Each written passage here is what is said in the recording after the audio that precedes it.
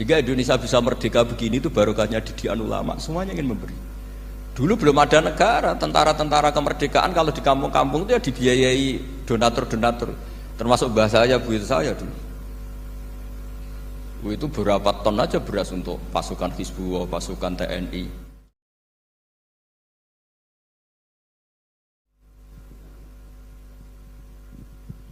Assalamualaikum warahmatullahi wabarakatuh. Bismillahirrahmanirrahim. Alhamdulillahirabbil alamin wassalatu wassalamu ala asyrofil mursalin sayyidina Maulana Muhammadin wa ala alihi washabihi ajmain. Amma ba'du.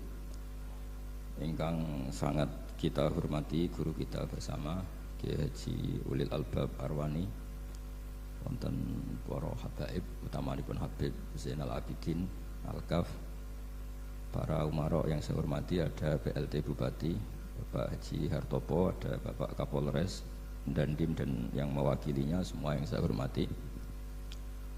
Meneruskan ngaji di Madinatul Ilmi di Habib Bidin, ini ngaji hiwalah, ini diligerkan. Harusnya ngajinya di Habib Bidin tapi diliger ke Sekda. Saya mau saja supaya kelihatan rukun antara Habib dan Umarok. Karena kata Habib Bidin nggak apa-apa Gus gitu. Ya memang rukun gitu. Jadi ini nggak pencitraan ya. Bukan pencitraan tapi memang rukun gitu. Seperti yang dikatakan Kiai Haji Ulil Albab tadi, atau yang biasa kita sapa Gus Bab, bahwa jihad itu dari kata jahada yujahidu mujahadatan. Kalau masdar mujarrodnya jahida dan baca jahada jadu jahdan wa jihadan, itu maknanya serius menekuni sesuatu. Jadi tidak harus bentuknya perang. Tapi Islam juga jangan anti perang, karena andaikan Islam itu tidak punya konsep perang, itu juga kita bingung saat kita dijajah Belanda.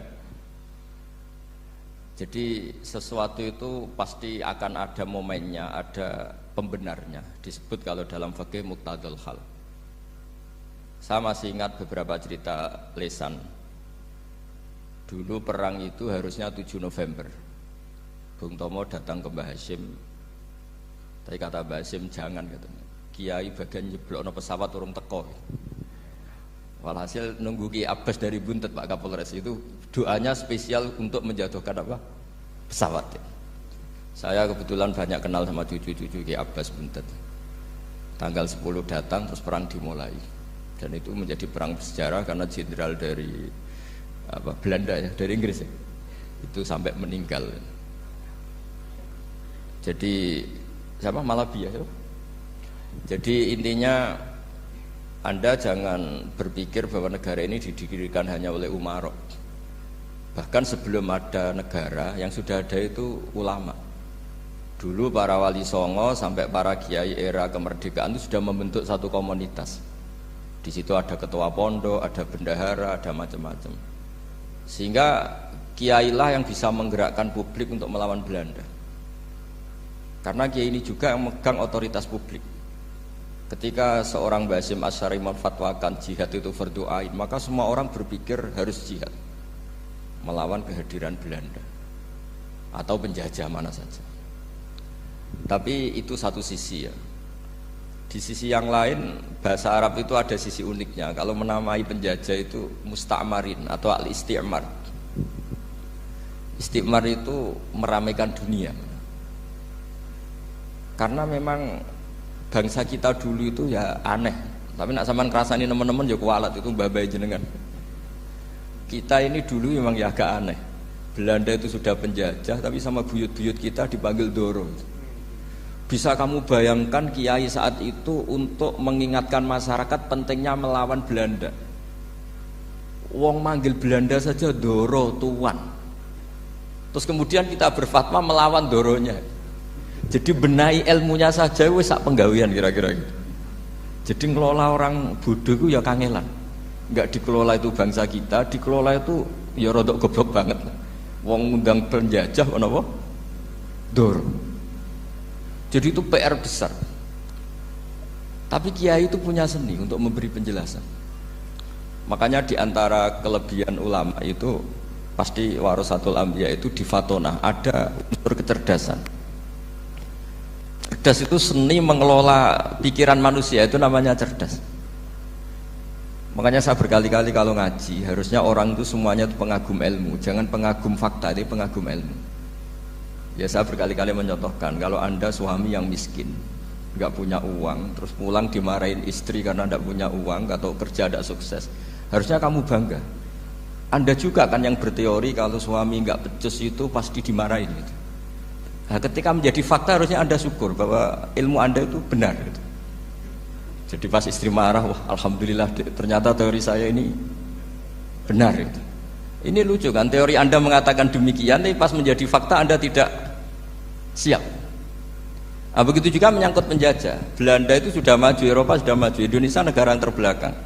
Di mana-mana terbelakang itu menjadi objek penjajahan. Di mana-mana yang terpelajar itu posisi menjajah. Sehingga ulama berpikir bahwa awal dari kemerdekaan adalah mengertikan yang tidak ngerti.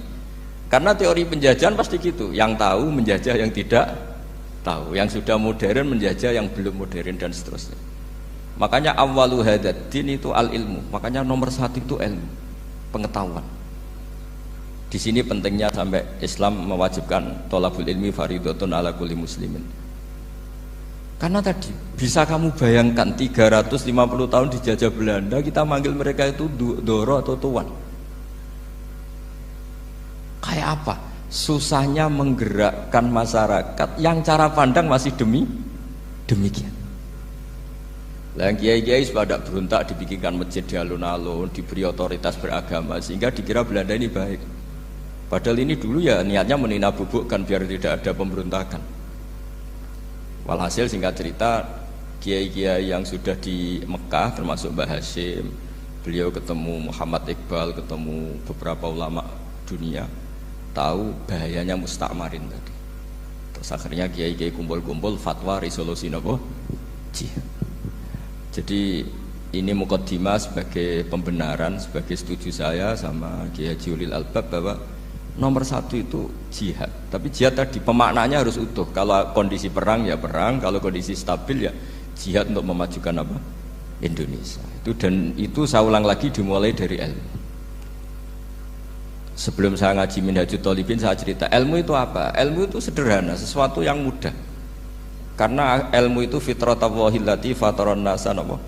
Misalnya begini, saya orang miskin, nggak punya apa-apa. Sudah nggak punya apa-apa, nggak punya jabatan, terus keluarga yang nggak pati loyal, mungkin istri ada ngidolakan kita, bahkan anak kita sendiri juga nggak ngidolakan kita. Itu kan sial-sialnya orang, anak kita aja nggak pernah ngidolakan kita.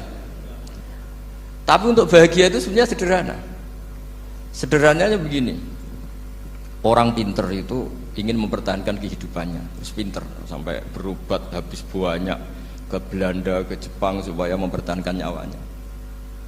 Nah, si miskin ini kalau dia setiap makan, ya Allah, saya dengan makan ini mempertahankan nyawa saya.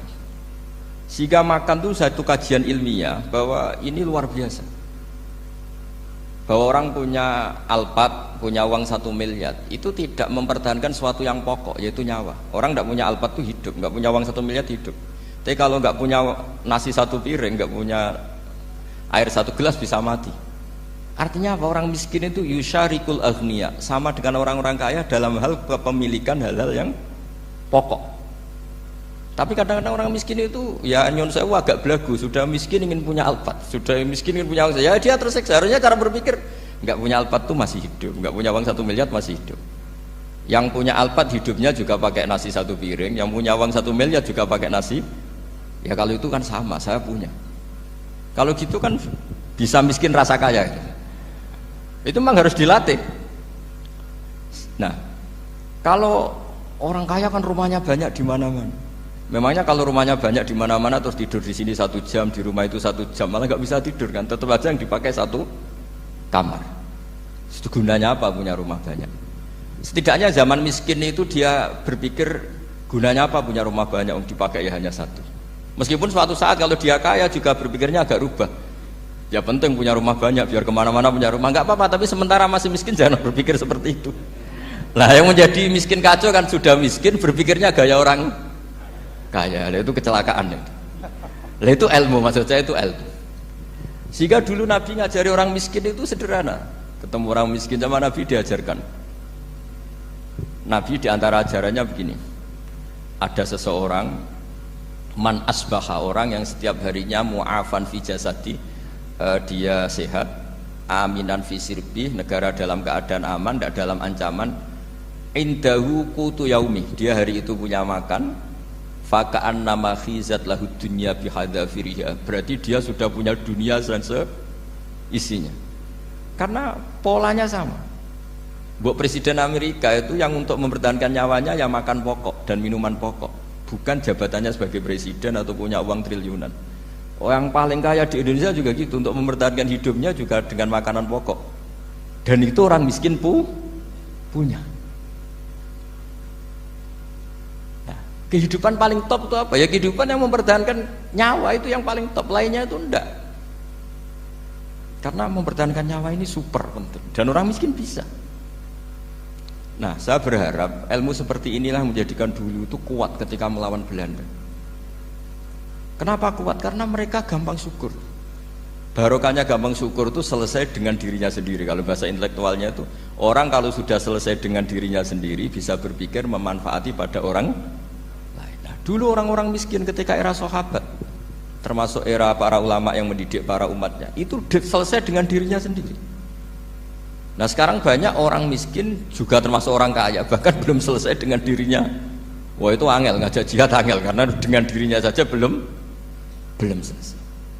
Maka masyhur itu kan ketika perang Tabuk, ada orang datang, kira-kira kalau Indonesia pakai beras 4 kilo, ya Rasulullah yang 2 kilo tak kasihkan keluarga kami supaya bisa makan, yang 2 kilo tak kasihkan jenengan untuk biaya perang. Perang Tabuk itu perang tersulit, disebut perang Dhatil Usra. Sekarang hitung saja, ini coba dihitung, mungkin yang bagian kasir tahu. Kalau 2 kilo kali 3.000, umat Islam pas itu sekitar hampir 3.000 itu sudah 6.000 kilo. 6.000 kilo itu artinya apa? Orang miskin ketika perang membiayai dirinya sendiri, itu satu. Kedua, dengan mental memberi, orang ini tidak tamak. Barokahnya tidak tamak, tidak nyalahkan yang kaya. Efek dari itu apa ketika perang Tabuk? Sumbangan dari Sayyidina Utsman yang jumlahnya besar sekali, yaitu diantaranya 1.000 dinar. 1 dinar kira-kira 4,25 gram, berarti sekitar 4.000 gram. Itu bisa diberikan alat perang. Sumbangan dari Abu Bakar juga bisa dipakai beli kuda untuk perang. Nah bayangkan kalau kebutuhan orang miskin ini untuk makan itu nggak mau urun. Wah saya miskin, nggak perlu urun, saya miskin dipakai alasan terus. Maka jumlah 3.000 ini akan mengurangi anggaran untuk belanja peralatan perang, karena untuk konsumsi orang miskin. Udah gitu kadang mangane tanduk itu kan repot. Wes miskin mangane tanduk, nak antri mo kan ribet. Artinya apa? Perang ini tidak fokus karena ngurusi konsumsi untuk orang-orang miskin. Nah, dulu zaman Nabi orang miskin pun semuanya heroik. Mereka dibantu gak mau, inginnya bantu. Sampai dicibir sama orang munafik. Apa gunanya sedekah 2 kilo? Wong perang ini perang besar antar negara. Pas itu mau perang melawan Romawi. Sampai orang munafik bilang alladzina almizuna almuttawiina minal mu'minina fis sadaqati walladzina la yajiduna illa juhdahum faskharuna minhum. Orang-orang munafik digambarkan Allah orang-orang yang mencibir sedekah kecil. Wong untuk perang besar kok sedekahnya hanya 2 kilo. Tapi yang mahal bukan 2 kilonya. Kalau ada 1 juta orang miskin menyumbang negara 20.000, itu artinya apa? Kita punya rakyat yang inginnya hubungannya dengan negara memberi. Tapi coba kalau kita 2 juta rakyat yang inginnya dari negara mendapat, pegawainya demo ya. Nah ini ajarannya Nabi yang luar biasa. Dulu Nabi itu bisa mendidik orang miskin pun bermental memberi. Nah barokahnya bermental mandiri ini mereka selesai dengan dirinya sendiri. Coba kalau mereka tidak bawa makanan sendiri ketika perang, mungkin kuda yang untuk perang, terus mereka berpikir, "Bu ini saja disembelih supaya kita bisa makan." Ribet kan? Ngapain beli senjata yang mutakhir, makan saja nggak bisa. Tapi barokahnya mereka urun sendiri. Mereka selesai dengan dirinya sendiri. Ini hebatnya didikan Rasulullah Shallallahu Alaihi Wasallam. Lalu dulu Mbah Hasyim dan kawan-kawan itu berhasil mendidik seperti itu. Santri yang miskin-miskin itu kalau ngaturi kiai duwene telo itu dikekno telo. Duwene wi yo dikekno wi. Sehingga kiai sing wis mapan-mapan, misalnya kados kula wonten kan mun setengah mapan. Ya akhirnya yo iso mangan wi. Jebule wi ku yo enak gitu. Santri ya seneng mergo kiai ini seneng pancen wis suwi mangan pizza misalnya. Lah tapi nek sing melarat terus aku melarat kiai tak keiwi mosok doyan. Wis melarat medit di alasan kan ribet kan. Ini yang perlu dihilangkan. Medit kok berargumentasi. Yang mahal itu bukan winya, mental memberi. Orang itu kalau mentalnya memberi itu berarti selesai dengan dirinya. Tapi kalau tidak bermental memberi pasti tamak. Dan tamak itu mesti menghakimi orang lain. Maka dalam kitab hikam diterangkan penyakit terberat itu tamak. Kenapa? Karena orang pikir itu tidak ada kata-kata kitab hikam, bukan kata saya. Yang ada itu tamak. Misalnya gini, saya kenal PLT Bupati Kudus. Tidak pernah saya bilang beliau kikir. Tapi sekali saya pernah ngajukan proposal tidak kesampaian. Wah, beliau medit. Jadi saya menvonis medit itu sebetulnya ya karena punya keinginan tidak kesampaian. Coba kalau ndak, mbok medit ora wis ra penting. Misalnya anak-anak muda sama orang-orang cantik di Jakarta, pernah nggak kamu bilang itu sombong? Ndak kan? Setelah kamu bilang, Mbak aku ingin kenalan mbak sampeyan, terus dia agak mau, baru kamu bilang sombong karena keinginan kamu ndak. Nah, bayangkan kalau orang bermental tomak kayak apa bangsa ini. Nah, sahabat itu dididik oleh Nabi, tomak itu selesai karena keinginan mereka memberi. Sehingga Indonesia bisa merdeka begini itu barokahnya didikan ulama, semuanya ingin memberi. Dulu belum ada negara, tentara-tentara kemerdekaan kalau di kampung-kampung itu ya dibiayai donatur-donatur, termasuk bahasa saya, bu saya dulu. Itu berapa ton aja beras untuk pasukan Hizbullah, pasukan TNI. Dia aja ada Daud berih, ada yang baca berweh. Jadi baca aja kayak kira asap ada yang berih, ada berweh, saya juga gak tahu. Orang Aceh kalau baca berih memang. Nyumbang berapa emas untuk kemerdekaan Indonesia.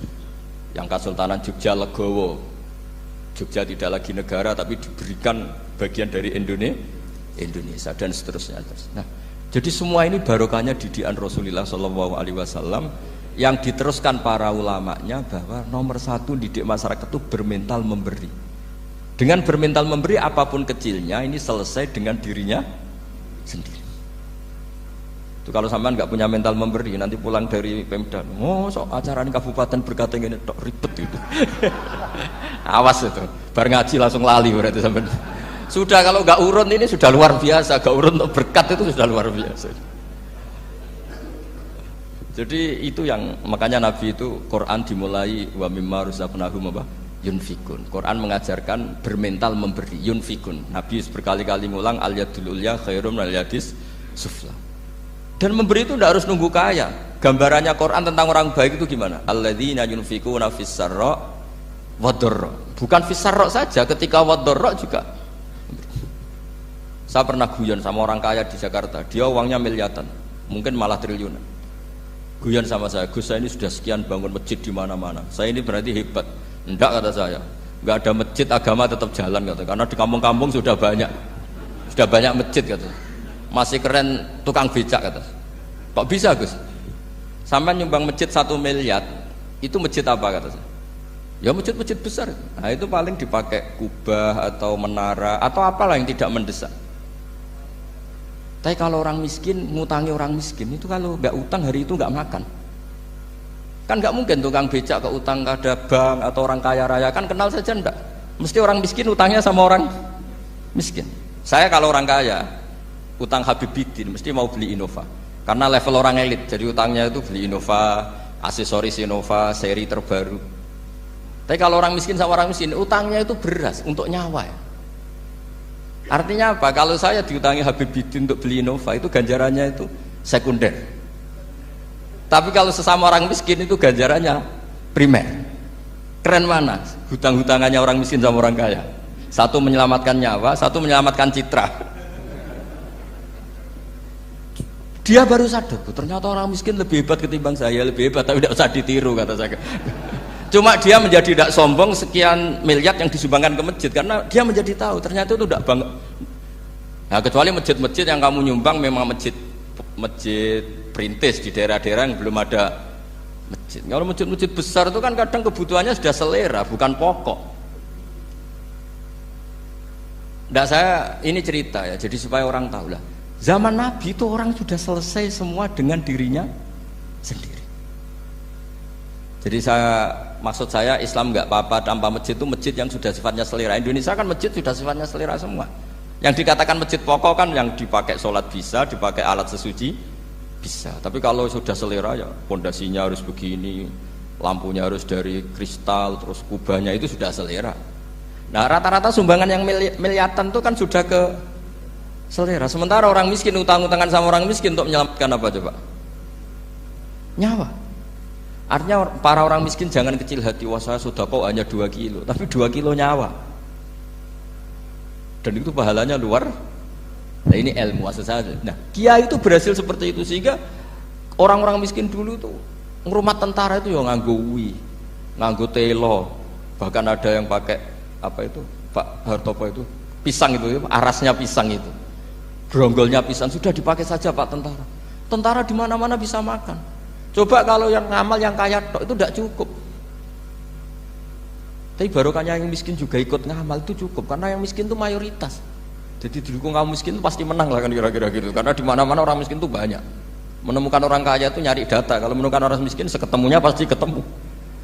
Dan orang miskin ini dididik ulama untuk berkontribusi. Sehingga banyak tentara ketika dicari Belanda pura-pura jadi petani. Ini juga yang menyelamatkan orang miskin. Nah, ulama dulu tuh orang paling sukses mensuasanakan seperti itu. Nah, itu yang diceritakan di perang Tabuk, mimpa di maka tayazihu qulubu fariqim minhum. Jadi perang Tabuk itu perang di antara yang paling diceritakan Allah berkali-kali apa? Ya Rasulullah tadi malam saya memburuh dan ini dapat 2 sok, ya kira-kira berapa kilo lah.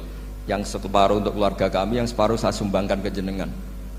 Lu coba perang antar negara hanya menyumbang 2 kilo beras, bayangkan. Tapi nilainya bukan 2 kilo. Kalau 2 juta rakyat Indonesia nyumbang 2 beras, artinya hubungannya dengan negara hubungan ingin memberi. Dan barokahnya hubungan ingin memberi, ora pati kecangkeman tomak, ora pati kakean menuntut. Ini yang mahal itu yang nggak ternilai itu. Dan itu menjadi kekuatan yang luar biasa sehingga umat Islam bisa mengalahkan pasukan Romawi. Nah Indonesia dulu kira-kira seperti itu prakemerdekaan. Ya itu saja sebagai mukaddimah hari santri. Terusnya ngawas minhajut thalibin. Ini sudah sampai bab salam. Kemarin bab sujud, sekarang bab salam ya. Bismillahirrahmanirrahim. Watsani asyara assalam. Ya kita tahu secara i'rab kalau sani pakai i'rab isim mangkus, tapi untuk asyara tetap mabni nasab. Mabni fathah maksudnya. Jadi semua ulama ngendikan adat mulai ahada asyara sampai tis'ata asyara tetap berstatus mabni apa? Fathah. Sehingga di Quran inni ra'aitu ahada asyara kaukaba. Terus di surat Mudassir alaiha tis'ata asyar. Padahal itu jadi mubtada muakhir. Berarti alaiha itu tetap ngatasin neraka tis'ata asyara utawi 19. Tetap bacanya bukan tis'atu asyarin tapi tis'ata asyara. Jadi kita tahu secara hukum nahwu adat mulai ahada asyara sampai tis'ata asyara itu mabni apa? Fathah. Cuma khusus sani asyar yang saninya ini berstatus mangkus karena ada yaknya itu. Watsani asyar assalam wa aqalluhu assalamu alaikum wal asoh jawazu salamun alaikum. Qultu al asoh al mansus la yujzi'uhu. Jadi ulama itu ya lucu. Yang satu bilang al-asoh boleh salamun alaikum tanpa al. Tapi kata Imam Nawawi al-asoh harus assalamu alaikum. Sama-sama diklaim sebagai kaul paling apa? Asoh. Karena seperti kita tahu dalam bab fikih perkhilafan ulama itu rahmat. Ya saya ulang lagi, perkhilafan ulama itu rahmat. Contohnya ya ini saya ulang lagi ya. Nomor 11 itu. Wasani asyar iku assalamu. Ya terus di sini disebut wa aqalluhu iku assalamu alaikum pakai al assalamu alaikum. Wal asohu te kaul sing asoh iku jawazu salamun alaikum olahe nglafatno mu salamun alaikum. Terus kultu dewe Imam Nawawi al asoh al mansus la yujzi'uhu wallahu a'lam. Jadi menurut Imam Rafi'i boleh salamun alaikum tidak pakai apa? Al. Itu juga diklaim sebagai al-asoh. Tapi menurut Imam Nawawi yang al-asoh harus assalamu alaikum, tidak boleh salamun alaikum. Terus wallahu a'lam. Wa annahu la tajibun niyatul khuruji. Jadi ketika Anda salam tidak harus niat keluar dari apa? Salat. Dengan kamu salam berarti otomatis keluar dari apa? Salat. Nah ini menjadi problem menurut pemikiran banyak ulama, karena ketika masuk salat harus niat masuk salat. Karena ketika kita takbir kan bisa takbir demo, ya kan? Kan macam-macam kan? Makanya untuk membedakan itu kan niat. Memang ini kata ulama bukan kata saya. Sekedar melafadzkan takbir ini kan demo ya takbir. Kamu kagum sesuatu juga takbir. Orang Indonesia itu kadang orang nggak sholat pun bilang subhanallah, memang sudah jadi bahasa nasional. Kalau kaget tuh bilang subhanallah. Saya punya kenalan Cina itu kalau punya uang ya mohon alhamdulillah. Tak tanya kok bilang alhamdulillah. Orang-orang Islam tuh kalau seneng bilang alhamdulillah. Yang ribet itu kubu sebelah. Kalau orang NU mau layasol itu malah tanya, Gus itu doa orang makan. Kok bisa? Biasanya orang NU kalau makanan sudah keluar mau layasol, ribet kan? Aduh repot itu. Jadi kadang-kadang wiridan itu sudah jadi bahasa nasional. Jadi Cina orang nggak sholat tuh kalau punya uang ya bilang alhamdulillah.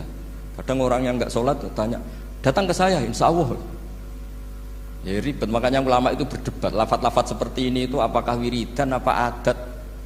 Nah untuk membedakan adat dan yang lain maka dibutuhkan niat. Makanya Allahu Akbar harus niat untuk masuk sholat. Nah normalnya salam juga harus niat keluar sholat, biar karena masuknya niat ya keluarnya harus niat. Itu menurut sebagian ulama. Tapi sebagian yang lain enggak lah, kalau selesai tidak perlu niat. Tapi tadi sebetulnya ada problem, jangan-jangan salam ini salam adat. Kebetulan ada temannya masuk terus bilang assalamualaikum, nanti temannya jawab waalaikumsalam.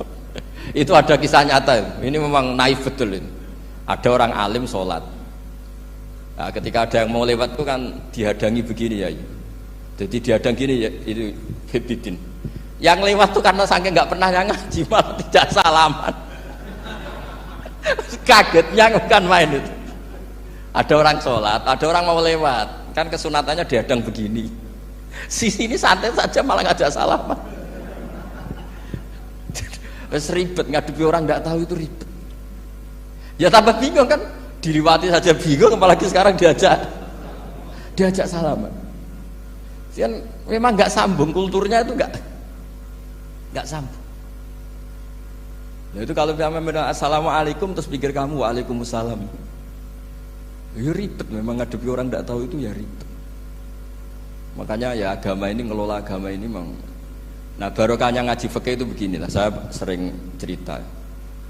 Misalnya kita hafal fikih, takbir itu wajib, rukun. Tapi bentuk ngangkat tangan itu sunnah. Itu barokahnya Masya Allah. Andai kan kita menentukan kaifiyahnya, mungkin kita sok suci. Itu pernah ada peneliti cerita ke saya, Gus saya ini orang NU itu pusing. Kenapa? Takbirnya beda-beda. Ada yang terlalu semangat, Allahu Akbar. Apalagi yang was-was, wah itu semangatnya Masya Allah. Malah ada yang tanya, itu takbir berkali-kali itu madzhab apa? Jadi orang was-was cobalah, bertobatlah itu, jangan sampai jadi madzhab baru. Kalau yang was-was orang bodoh gak masalah, coba kalau dia orang alim alama, nanti muridnya juga niru, oh ternyata takbir yang saya itu 3 kali itu. Oh ternyata takbir yang saya itu 7 kali. Itu kalau dia jadi imam. Kalau dia jadi makmum nyampai ini pinggirnya sampai pinggirnya takut kan bulan baleni. Ada yang kayak orang nggak punya uang, Allahu Akbar tangannya diangkat separuh saja enggak. Itu kan, tapi itu enggak ngefek di Indonesia karena dari awal kiai-kiainya ngajarin ngangkat tangan itu nah caranya juga agak ditentukan, terserah kamu. Begitu juga posisikan tangan itu juga sunat. Sehingga kalau sampai ke Turki atau kemana-mana itu ada yang kayak orang baris, ya kan? Habis takbir ya sudah. Ada yang sendakap, sendakapnya beda-beda. Ada yang nutupi iga yang hilang katanya, sampai begini. Ada yang santai begini. Oh pokoknya nggak jelas. Sehingga itu kalau di militer ini ada Pak Dandim itu juga bingung ini, nggak protap ini kan.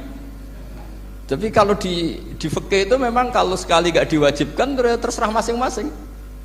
Ada yang kayak orang baris, ada yang sendakep begini, katanya apa? Nutupi iganya yang hilang. Wadah yang sambil rasa-rasa, macam-macam.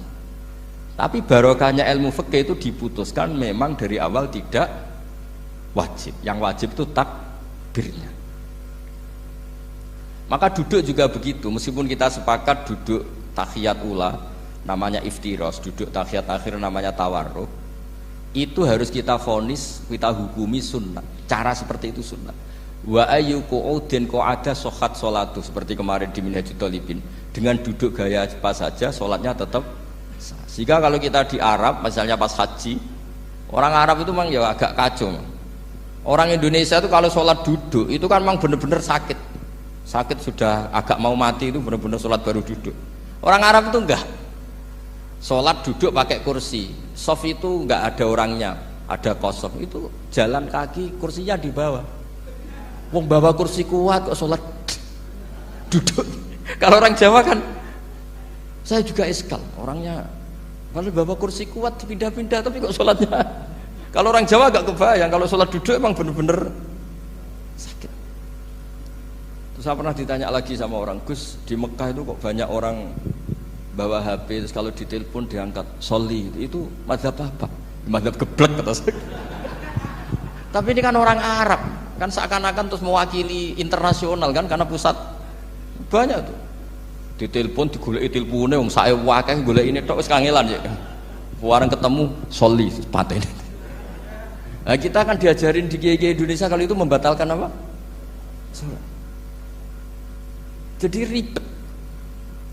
Nah, barokahnya kitab-kitab seperti ini, meskipun kita di Indonesia itu mengikuti panduan yang diarahkan atau yang dibagukan oleh ulama-ulama dulu.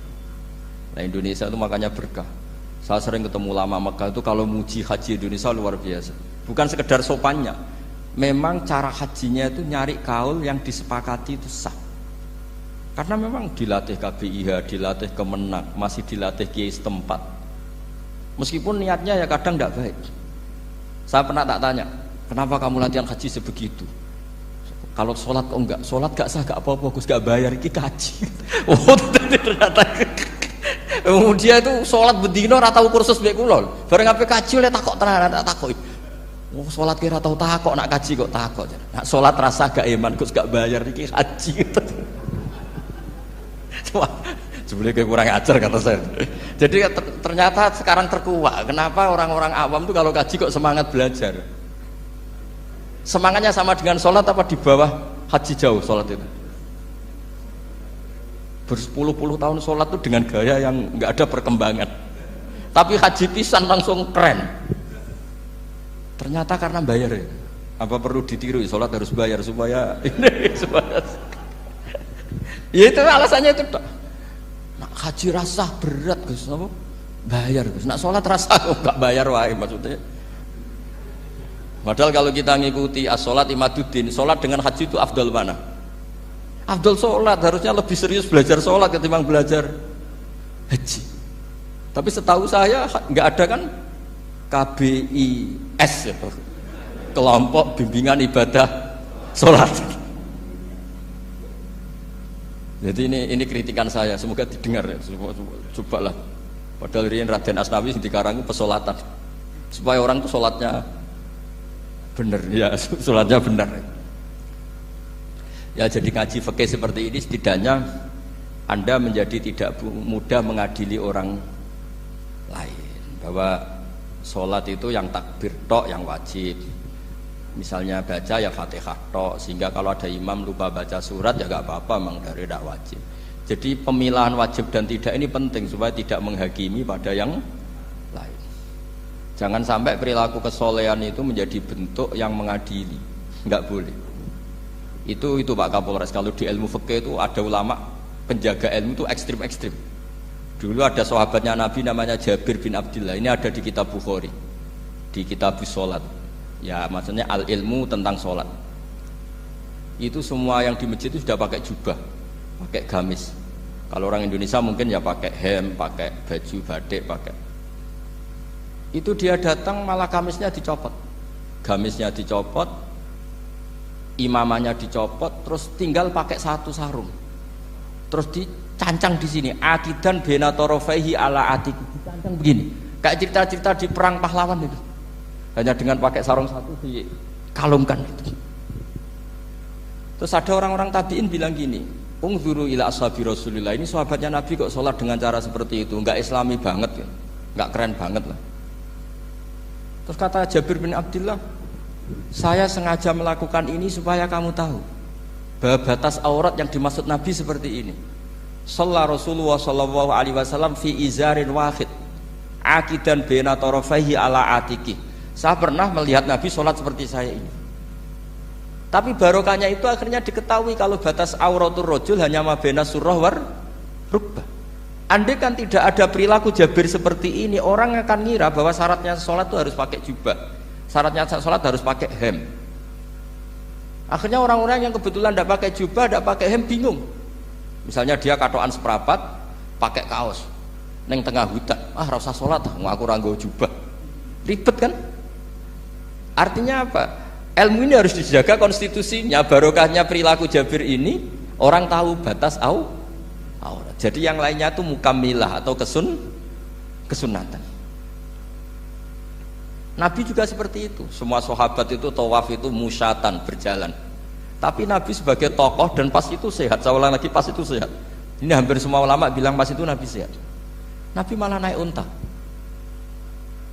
Itu kata Imam Nawawi dalam kitab Masbu', Nabi naik unta itu lebih afdol ketimbang yang jalan. Padahal trennya ibadah kan al-ajur bi qadrit ta'ab.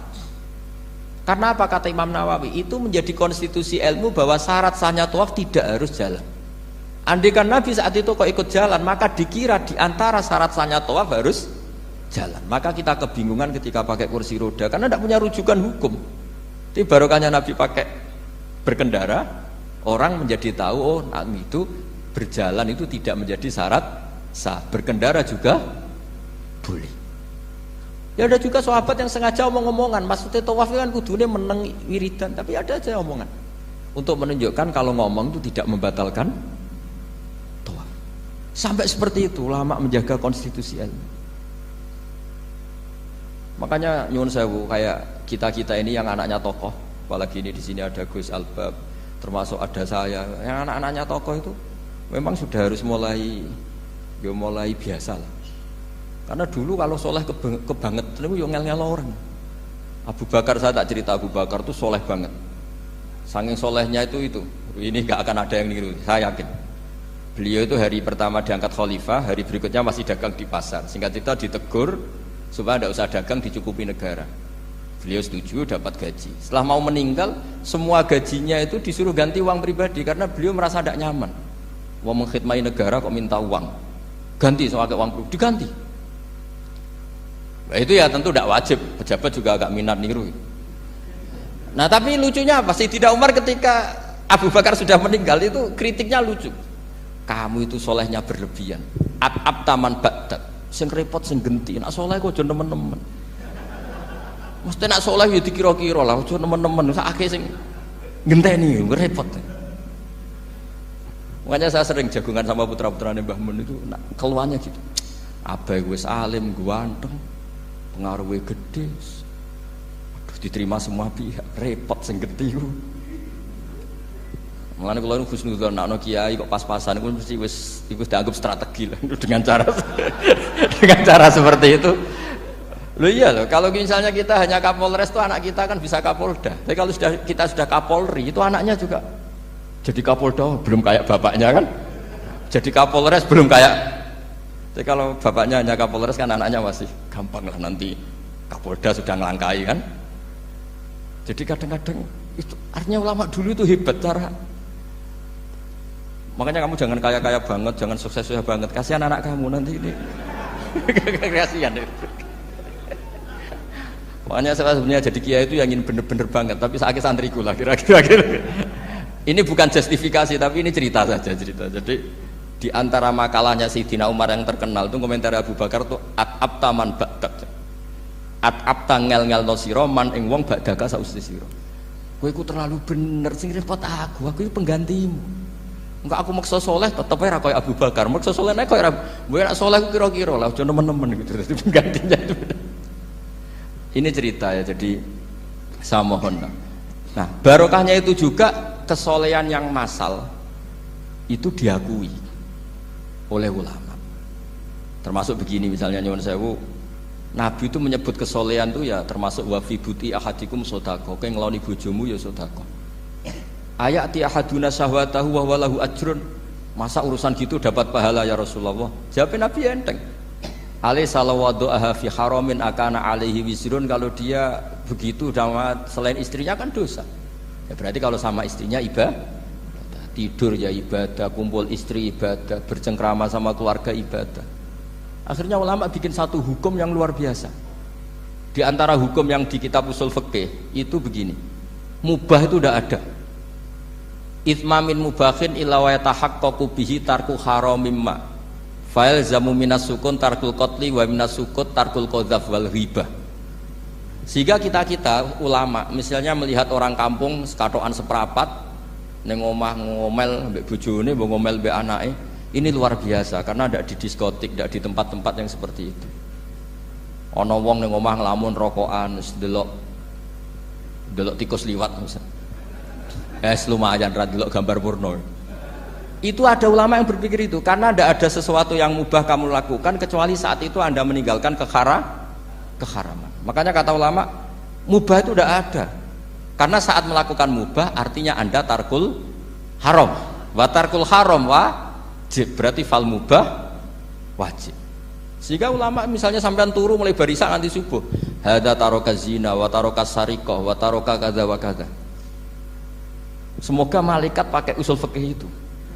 Kalau malaikat pakai usul fikih itu kamu tidur habis isya sampai subuh hadza tarokal ma'asi kasirah. Nah, yang ribet kalau malaikatnya bagian khusyuk. Hadza tarokat tahajud wa tarokal witra wa tarokal itu ribet itu. Nah, kita semoga malaikatnya yang percaya pendapat tadi.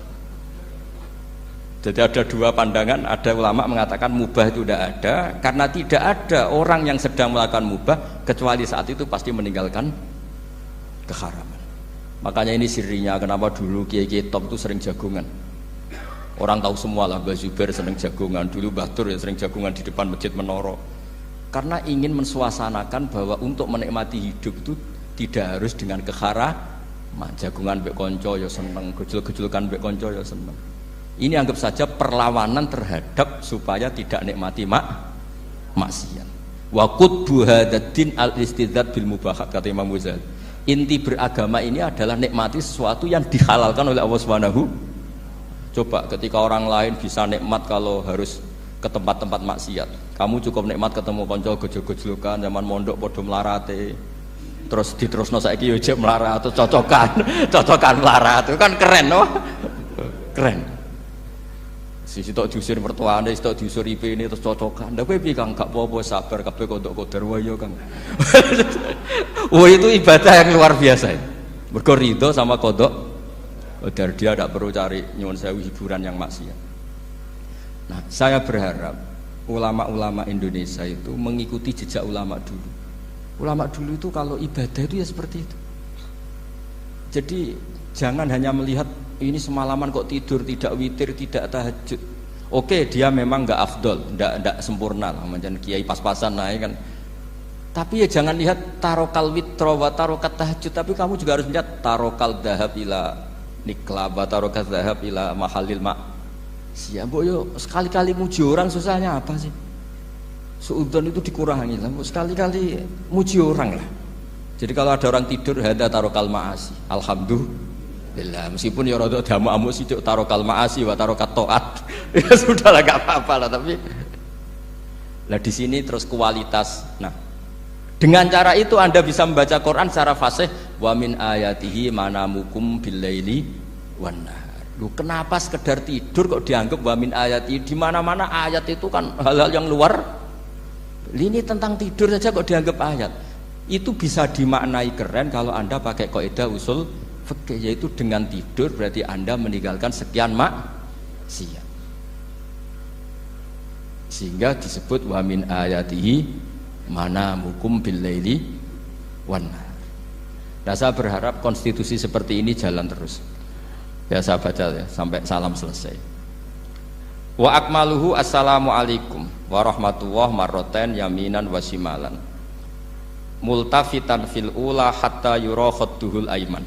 Tapi itu hanya akmal loh ya. Jadi ukuran paling sempurna kalau salam itu melengak ke kanan sampai dengan pengandaian ini bisa dilihat dari belakang. Tapi tetap saja itu ukuran apa? Akmal, tidak menjadi syarat sah. Jadi ya sampai melengak gini sampai kira-kira terlihat dari apa? Belakang. Tapi ukuran itu tetap akmal hatta yura khudduhul aiman. Wa fisaniyah satruse alisar terus nawian assalam alaman an yamini wa yasari minal malaikati. Dia meniatkan salam itu kepada orang-orang di sisi kanannya mulai malaikat dan manusia dan jin. Wayan wil imamu assalama alal muqtadin wahum arrodda alaih wahum yanwauna napa arrodda alaih. Jadi wahum yanwuna arrodda alaih. Jadi imam niat salam untuk makmum, makmum niat membalas salamnya apa? Imam. Tapi itu saya ulang lagi hanya akmal. Terus asal isya asar tartibul arkan kama dzakarna. Jadi pentingnya, jadi jangan kira terus ngaji kalau wasunanuhu wa akmaluhu tidak penting, itu penting sekali. Barokahnya status akmal dan sunnah ini kita tidak mudah menvonis orang lain karena kita tahu ibadah itu hanya berstatus sunnah. Coba kalau nggak ada ketentuan itu, kita akan mudah menyalahkan orang. Salam kok orang melengak blas itu sholatnya sah atau orang? Padahal dari awal melengak itu statusnya hanya sunnah. Kemudian untuk penutup supaya ini clear ya, saya pernah baca di Syarah Bukhari yaitu Fathul Bari, Nabi itu kalau setelah salam itu mukbilan biwajihi alal hadirin. Jadi Nabi langsung menghadap ke timur, andikan Indonesia menghadap langsung ke timur. Tapi uniknya para syurahul Bukhari itu menganggap itu tidak satu sunnah yang tidak jadi satu sunnah yang permanen. Tapi kata para syurahul hadis, siapapun boleh melakukan gerakan yang bisa memaklumatkan kalau sholat itu selesai. Saya ulang lagi ya, jadi Nabi menghadap ke timur kalau di konteks Indonesia itu sebagai bentuk maklumat, ini loh sholat saya sudah. Karena takutnya apa? Orang yang dari jarak 2 kilo 3 kilo ingin makmum sama Nabi, andai kan Nabi tidak menghadap ke timur, tetap posisi seperti sholat menghadap ke kiblat, maka orang dari luar mengira Nabi fi sholatin. Ya, Nabi masih dalam. Bahayanya apa? Kalau orang ini langsung takbir usolli fardhu zuhri misalnya makmuman, ternyata Nabi sudah sholat, berarti sholatnya nggak sah. Kenapa? Irtibatus sholat atau robtus sholat biman huwa laisa fi sholatin. Dia menggantungkan sholat dengan orang yang sudah tidak, dan itu bahaya sekali. Masa kamu sholat makmum sama orang yang sudah tidak? Nah semenjak itu terus ada aturannya ulama, siapapun yang jadi imam harus memaklumatkan diri dengan cara apa saja supaya menunjukkan kalau sholat itu selesai. Makanya adat kiai-kiai kita tetap menghadap kiblat tapi namun astagfirullahaladzim, itu sebetulnya memaklumatkan. Lo nak niat banter nyentak pangeran masuk istighfar biantre gak sopan belas astagfirullahaladzim, itu sebetulnya itu memang maklumatkan iki lho jong sholatku wis bar. Nah aku apa makmum masbuk sing ijek sholat atau cuma makmum aku gitu. Terus ada yang separuh-separuh ya, tidak madhep wetan, madhep ngulon, madhep ngalor. Itu ya sedengan gitu, maksudnya sedengan. Karena memang kata Syurahul Bukhari butuh itu apa? Imam punya gerakan yang menunjukkan kalau sholatnya itu selesai supaya nggak dikira fi sholatin kemudian ada yang ya clear ini ya. Jadi tidak perlu diperdebatkan kenapa sih ada yang menghadap timur, ada yang menghadap ke utara, ada yang tetap menghadap ke kib. Itu nggak perlu diperdebatkan, itu semuanya ada ilmunya, yaitu filosofinya apa? Ada gerakan yang menunjukkan kalau dia sholatnya selesai supaya tidak ada yang ikut. Sekali ada yang ikut berarti nanti apa?